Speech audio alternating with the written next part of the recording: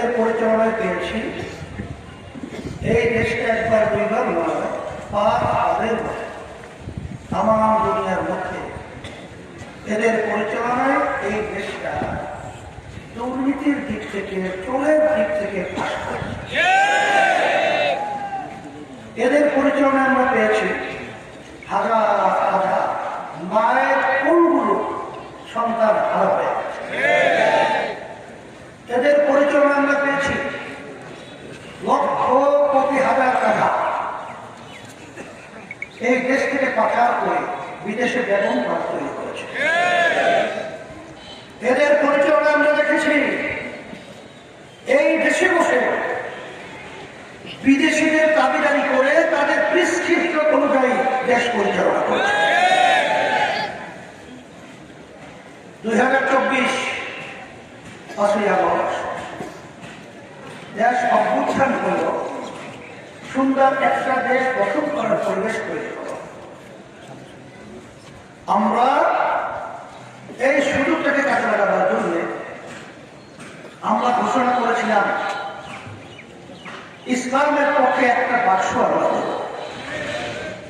এই লক্ষ্য উদ্দেশ্য সামনে নিয়ে আমরা যখন কাজ করেছিলাম, আলহামদুলিল্লাহ অনেক ইসলামী দলগুলো প্রথম অবস্থায় আমাদের সঙ্গে সহযোগিতা ছিল।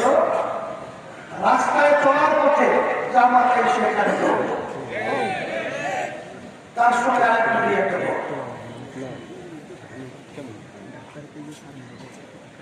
যখন নাকি সারা দেশের মানুষ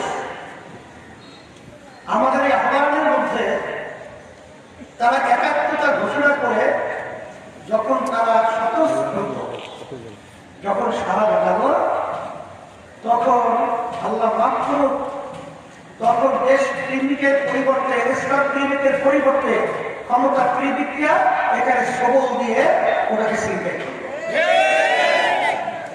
তখন আমরা কি দেখলাম?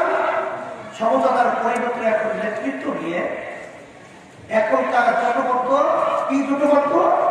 তারা নাকি ইসলামকে রাষ্ট্রীয় পর্যায়ে ক্ষমতায় নিয়ে পেয়েছে না।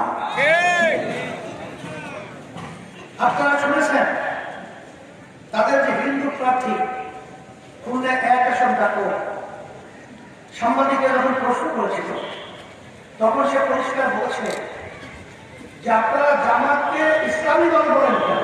জামাত ইসলামী দল না, একবার দুইবার না। এরপর আপনারা দেখেছেন তাদের সঙ্গে যে পরে এসে তারা যুক্ত করলো